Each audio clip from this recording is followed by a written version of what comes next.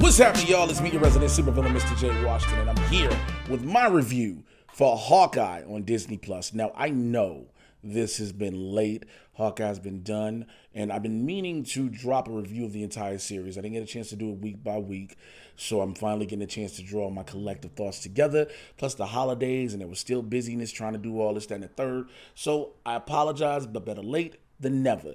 So, even though it's been over a month, allow me to say this. If you haven't seen it yet, it will be spoilers, I guess, if you've managed to stay the fuck away from them.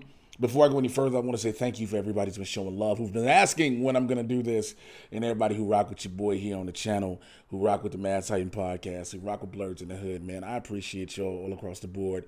Words can't express my gratitude enough. Y'all already know I try to be that dude that keep it a buck with no matter what I'm talking about. I want to make sure I'm informative, knowledgeable, but also relatable.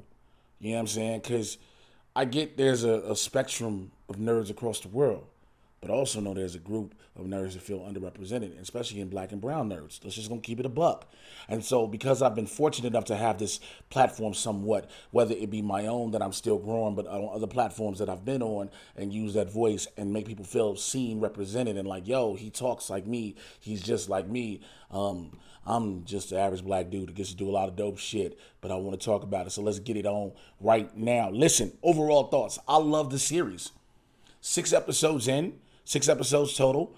The story did what it's supposed to do. One of the things I kind of get frustrated about, and I use that in quotations, is when people keep trying to order and rank the series as they come out. Because the thing is, the reason I say that is I don't think no one will agree across the board. It just is what it is. And not everyone. Now, there are going to be people, yes, who are going to have some of the same rankings. Absolutely. But for some, there's one series which is better than another, one that's worse than another, and then so on and so forth. But overall, I love each of them for what they each are because they're each their own different entity that connects to the larger Marvel Cinematic Universe. You know, this takes the stories, expounds upon them, builds them out, gives us new characters to introduce to go further, and it works. We're getting movies in a sense we're getting a movie a week per se. Now, granted, some of these episodes or some of these shows may be an hour, some may be 30 minutes, but it does, and many times it feels cinematic in that scope, which is still supposed to feel. I say that because a lot of people didn't rock with Hawkeye. A lot of people just don't rock with Jeremy Renner altogether, and for those reasons they do, trust me, I understand why. I get it. I will never dismiss that. Please, if you don't know why some people don't rock and fuck with Jeremy Renner, feel free to do your own research on it. Like, really, Google Jeremy Renner does fucked up shit, and you'll probably see a list of things. But the depth we finally got more to Hawkeye, the understanding of why he becomes the Ronin, you know, after his family is gone, and the snapping, I still refuse it to call it the blip. I am the snapping. I know everybody says the blip in all the goddamn shows. I get it, but for me, it's the snapping. But, you know, to watch everything, how it unfolded, to him trying to rebuild his life with his family post Avengers Endgame, trying to, you know, go forward knowing that, you know, he lost Nat and Black Widow. You know, she sacrificed himself for him. Him trying to build up 5 years of time with his kids and his wife and so much more. And so to see, and also to see Hawkeye losing his hearing from all the shit he's been through, because we keep forgetting, you know, a lot of times him and Scarlett Johansson aren't enhanced individuals, mutants and humans, superpowered people. They're just dope at what they do. You know, we joke all the time about Hawkeye having a bow and arrow. He jokes about it as well. But his level of marksmanship outside of just the bow and arrow, we see him throw the coin and teaching Kate how to throw the coin. We see shit he can do with just the littlest of things. And you're like, damn, but he's not a mutant. But on top of that, we see the human side of what he's been dealing with. And I think I said this in one of the reviews too. I believe it was either Loki or Falcon and Winter Soldier or maybe WandaVision, about how we're dealing with the grief, everyone's process of the grief afterwards now, the effects of Endgame. Like, when you get to the movies, when you get to a Shang-Chi, You get to an Eternals, and even Black Widow is a prequel movie, but you're getting to these new series in Disney Plus to show how everybody's processing their grief. Whereas, they're processing the Avengers themselves and our core characters per se are processing grief. But you have the movies they're moving forward. You got Hawkeye trying to live his life and shit, right? Here comes Kate Bishop. You find out the watch is a thing that's going to be for sale for auction. We also, I was one of the people who thought the watch was something to Tony Stark's. We find out towards the end the watch belongs to his wife, who's Agent 19, who's more than likely Mockingbird, which everybody was like, okay. So that means we get Linda Cardinelli a little bit longer. I have the list of the cast, that's why I make sure I don't forget nobody's name or mispronounce it. So if you see me glance to the side, I'm making sure I reference my notes. I got try to be thorough. But that opens up this whole door. You have Kate's adopted dad, Jack, who she, stepfather, shall I say, future stepfather, who she thinks is a bad guy, when in all actuality, this is her mama. And I think a lot of us, when we saw, it was Vera Farmiga, I gotta make sure I pronounce her last name correctly, please forgive me, Farmiga, everybody was like, yo, you don't have Vera, and you're not using her in some strong capacity, and her being a bad guy. Before I even go to that, to find out how exactly Hawkeye has influenced Kate. Because we know that's one of the things, too. Every new hero we're introduced to, they're influenced by the core group somehow, some way, right? Or the events surrounding it. And it was the fact that Hawkeye saved Kate Bishop during the attack on New York, which they reshot some of those footage to add different things. And the shit looked dope. I'll admit it. But you have the whole thing with him. You have Kate, who always wanted to be one of the greatest archers. Ever since that moment, she's been training for this. And so now she knows it's its case, and she wants to help. She wants to help out Hawkeye. And Clint's like, yo, I'll do this shit on my own. I don't want to get you involved, et cetera, et cetera. And all these things play themselves out. The introduction of the Track 2 Mafia to the MCU. Little small characters you wouldn't think about, but brought to life on the screen. They bring an element that you wanted. Again, Hawkeye was meant to be this action, but also have comedy and heart, because it was given to us during the Christmas season to coincide with Christmas. And so you get all of that, going through all of that, man.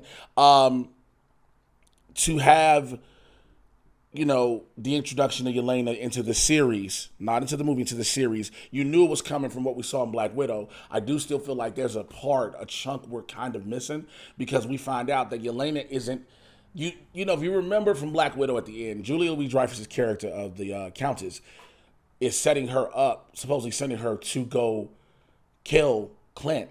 Now, unless Kate's mom, who's working with the Kingpin, who shows up, I'll talk about in a second, then contacts Contessa to get a Black Widow or something of the sorts, or has contacted somebody and somebody contacts Contessa. I think there's a small chunk right there that we kind of need. I do agree. There's a little bit missing in that part, because we knew Yelena was going to hunt Clint, right? But the way they had it was that she was hired. So there's got to be something that connects that Contessa connection with Yelena to the Kingpin and Eleanor Bishop getting the Black Widow. Speaking of Kingpin, to see Vincent D'Onofrio, everybody's wanted it. Of course, in Spider-Man No Way Home, spoiler alert, Charlie Cox returns. He is Matt Murdock. He is Daredevil. So to see Vincent D'Onofrio as Kingpin was great, because a lot of people, again, we wanted those characters that we grown with, in a sense, through the Marvel Netflix world to come over into the MCU. And of course, I told a lot of people this. For some of the characters, it is a little difficult. Why? Because the Marvel Netflix universe was made darker, grittier, and rated R. You know what I'm saying? Again, yes, now Kevin Feige has said that they're going to stay kind of towards the themes of it, but at the end of the day, the House of Mouse is the bigger thing.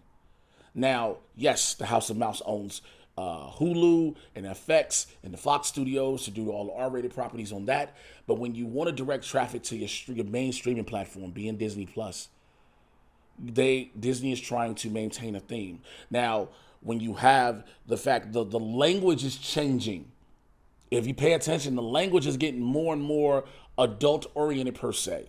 I know a lot of people thinking, yo, I curse, I swear, blah, blah, blah, it's part of my regular vocabulary. And this is true. If you're in other countries around the world, not America, it's part of people's everyday fucking vocabulary. The word cunt, excuse me, is part of like French, English, and Australian culture. It's just a regular term. So, but here, these are considered more vulgarities, and then you try to be this family-oriented company in which you're based upon being Disney, but you say you're going to elevate your characters and elevate your storylines and certain things. And so these characters were being brought over, and I bring that because you get Kingpin. I don't think Kingpin, I rewatched Daredevil all 3 seasons, and I don't recall him ever swearing once. I just know the level of violence the Kingpin brings is a whole different thing, especially what we got in the Netflix series. And now when he was introduced and we get that fight with him and Kate Bishop, a lot of people were like, yo, what the fuck? Did this nigga take an arrow to the chest and just live? And again, you have to remember, Kingpin has always had this durability about himself. Even Vincent D'Onofrio goes on Twitter, and I think he did an interview and said, yo, remember, I pick up Charlie Cox and just throw this mod like 13 feet. And he does it several times within the series, right? He throws Bullseye to a wall, messing his spine up in season 3 of Daredevil. And in the comic books, if you ever remember in the comics and the cartoon, the 90s Spider-Man's cartoon, it was like he wasn't a mutant. It's just his muscle density. The Kingpin, for all intensive purposes, has the muscular structure of a hippopotamus.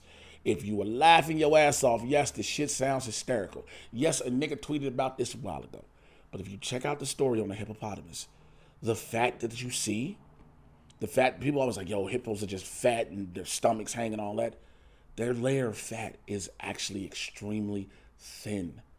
There is a dense, thick ass layers of muscle, strong ass muscle. That's why they are considered one of the most deadliest animals in the jungle, opposed to the bear, the lion, etc.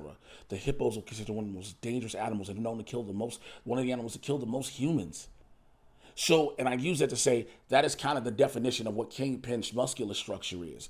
Yes, he's big and we see like weight, but it's like he's pushed out and overdeveloped his muscles outwards. So you don't see definition, they're just bulky muscles. So, to have that, and he said it's a continuation of it. Now, at the end of the series, of course, you have Echo, which I'm going to get to in a moment. She proverbially shoots Kingpin in the face because they have to find out he set up her father, et cetera, et cetera. And everybody's like, yo, how you going to bring him in just to kill him? But there's the rule of television and film. If you do not see a body on screen, they more than likely did not die. Now, that being the character. Sometimes the actor may leave and another person may portray the role again. But we know that's not going to be the case with Vincent D'Onofrio. He's going to be there. Also, if you know comic books, the scene of him, with the outfit he wore with the Hawaiian shirt, him being shot is taken from the comics. He ends up alive with bandages over his eyes because of that. So, again, possibilities of coming back. Alaqua Cox is Echo. To cast an actress, we've been seeing, when we say diversity, for some people, diversity is a bad word because they feel like, oh, why are you forcing this? And I said it years ago. Diversity isn't being forced. It's just finally you ain't got no choice but to fucking accept it. Diversity should have been a thing in TV and film years ago. But for some reason, studios and execs who were typically old white men, always thought no one would go see these properties. No one would invest them in television and film, and that's not the case. And then you even have more than just different races and creeds and religions. People with disabilities, as we consider. And I say disabilities because for a lot of them, they're not disabled. They're just differently abled. You dig what I'm saying? And so for her, I think this is her first major project to have the cast to show how much they wanted to be a part of this, to have Jeremy Renner, to have Haley Steinfeld and a few others, Vincent D'Onofrio, learn American Sign Language to be able to communicate with her, even though she can read lips and everything, but to show how much they wanted to be a part of this, they wanted to accept her. That speaks volumes, y'all. I don't think you understand that. You don't have to do that. You know what I'm saying? You have a lot of actors who are just like, yo, they're going to figure this shit out one way or another. But nah, man. She literally is embraced by her cast. And the emotion and the the depth of the character we get from Echo is so great, to find. We knew that, yeah, the big man was going to be involved, and everybody was hoping it was Kingpin, and I ain't going to lie to y'all, there was a couple points when I kept seeing it and being mentioned, I was like, please, God, let them swerve, because I want to see if people get mad, as like they did with WandaVision, because, hear me out, people get mad now at comic books, movies, and TV shows, primarily a lot of shit that's thrown up, they get mad because they didn't get something that they weren't promised. Listen, your boy understands. Comic book lore, shit that happens in the comics that are being translated into screen, whether it be big or small. And sometimes we want to see those stories play out the way we remember them. I get it. I do. Don't get me wrong. But I also do know that you sometimes cannot translate an exact comic book run into TV and film, because if you read comics back in the day, the stories were like, the dialogue was terrible. And if you try to hurry up and put that into a script, you literally have a 30, 40-minute thing total. It's not that long. So, to see how, granted, like I said, but to know that it was Kingpin, it was Wilson Fisk, cool. But Olako Cox gave you this action, this energy, this dynamic that just jumped off the screen, for lack of better words.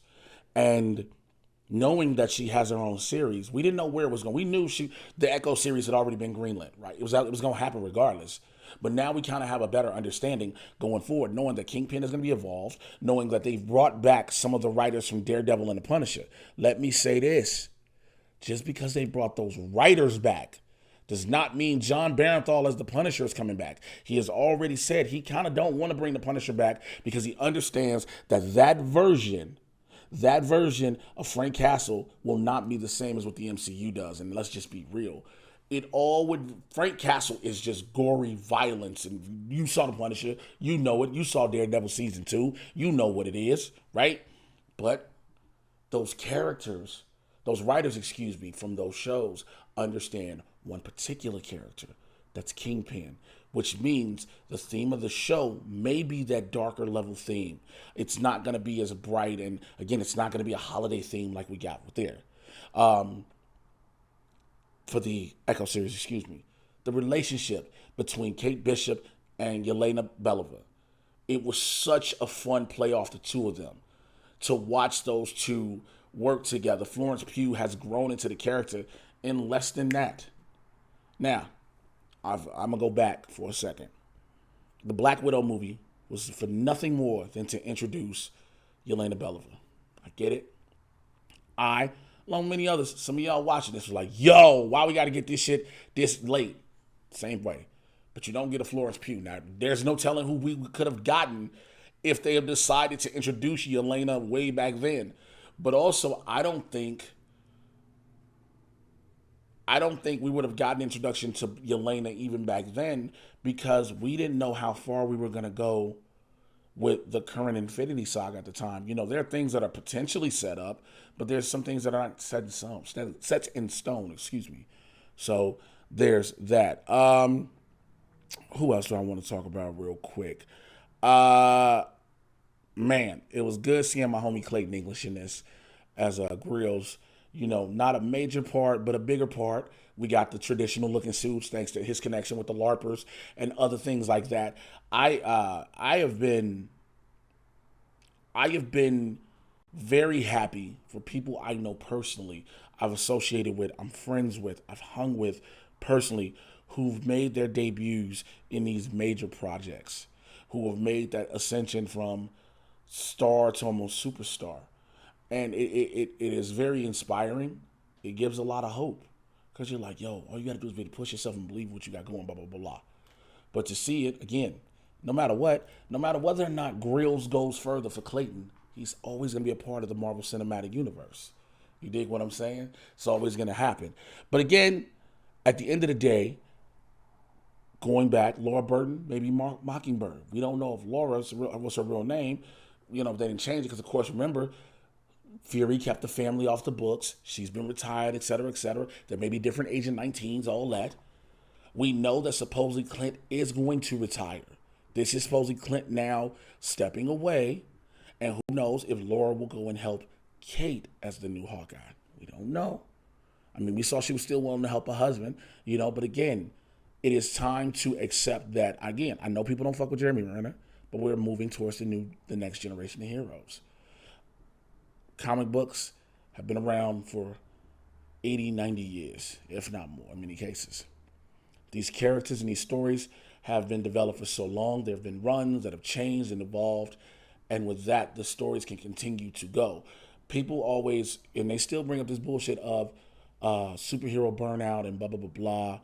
Here's the problem. There's no such thing anymore. We are now in it where you have action, comedy, horror, drama, superhero. It is its own genre of film now. It is its own genre of film and television, excuse me. So with that, again, I was happy to see Hawkeye. I was happy to see what it did. Again, 6 episodes. It didn't overextend itself.